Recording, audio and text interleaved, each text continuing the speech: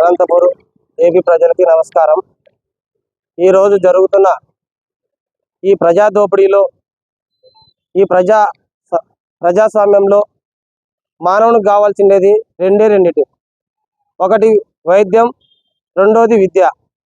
ఈ రెండు ప్రైవేటీకరణ చేసి ప్రజల ఆరోగ్యాలతో ఆడుకుంటూ ఈ దేశంలో కానీ ఈ రాష్ట్రంలో కానీ ఈ జిల్లాలో ముఖ్యంగా ఈ అనంతపురం జిల్లా కరువు ప్రాంతం, ఇలాంటి కరువు ప్రాంతంలో ఒక నిరుపేద కుటుంబంలో పనిచేస్తున్నటువంటి వాళ్ళు మన శివ కుటుంబం ఆటో నడుపుకుంటేనే జీవనాధారం జరగాల, లేకపోతే ఆ రోజు వాళ్ళ ఇంట్లో పత్తులే। అలాంటి నిరుపేద కుటుంబం నుంచి వచ్చిన శివకి ఒక పాంబడి మండలంలో ఆరోగ్య హాస్పిటల్ నడుపుతున్నటువంటి ఆనంద్ కుమార్ గారు వైద్యము రాని వైద్యుడితో వైద్యం చేయించి ఆయన కాలు ఇలా కావడానికి కారణమైనాడు। దాదాపు ఈయనకి ఈ పరిస్థితి వచ్చేసి 7 నెలల పొద్దు అవుతుంది।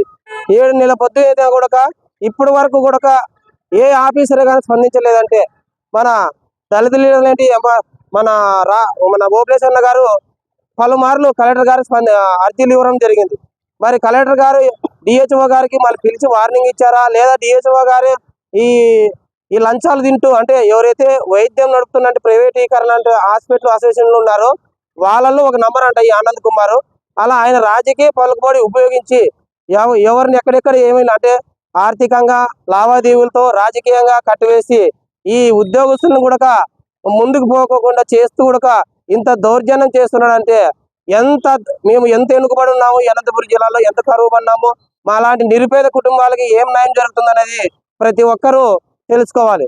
ముఖ్యంగా ఏమిటంటే ఈ కుటుంబానికి న్యాయం చేయకపోగా మరి వీళ్ళపైన రిటర్న్ కేసులు పెడితే ఆ పాముడి సిఐ అంటే యుగేంద్ర గారు అక్కడ ఎంఆర్పిఎస్ నాయకుడైనటువంటి ఓబులేశ్ గారు పోరాటం చేస్తుంటే ఆయన పేరు కూడా కంప్లైంట్ ఇచ్చి ఆయనను కూడా ఉద్యమాలకు ముందుకు రానికోకుండా ఆయన పేరు కూడా కుట్రపూరితంగా కేసులు కట్టించి తోడుగా పనిచేస్తున్నాడు అక్కడ ఉన్న సిఐ గారు।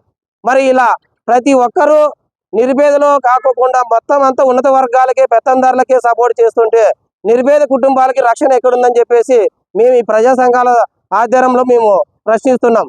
అదేవిధంగా ఈ దోపిడీ వ్యవస్థలో ఈ వైద్యాన్ని అరికట్టి ఈ లైసెన్స్ లేని వాళ్ళని, వైద్యానికి పనికిరాని వాళ్ళని, ఎంబీబీఎస్ అని చెప్పుకుంటున్న వాళ్ళని వెరిఫికేషన్ చేసి జల్లెడ బట్టి వాళ్ళకి లైసెన్సులు రద్దు చేయించిన బాధ్యత డిహెచ్ఓ గారిది। అలాంటి డిహెచ్ఓ గారు ఈ రోజు స్పందించలేకపోతున్నారంటే మరి వీళ్ళకి ఎన్ని కాసులు ముడుతున్నాయి, ఎన్ని లక్షల్లో ముడుతున్నాయో వీళ్ళకి మేము ఖచ్చితంగా సమాచారం పెడతాము। ఆ సమాచారం తీసిన తర్వాత ఎవిడెన్స్తో కలెక్టర్ గారికి ఇస్తాము, లేదంటే విద్యాశాఖ మినిస్టర్ గారికి ఇస్తాము। వీళ్ళ ఉద్యోగాలు పోవడానికి కూడా ప్రధానమైన కారణం శివ కుటుంబం నుంచే స్టార్ట్ అవుతుందని చెప్పేసి మేము ప్రజా సంఘాల ఆధ్వర్యంలో డిమాండ్ చేసి ఉద్యమం చేస్తాం। జై భీమ్, జై భారత్।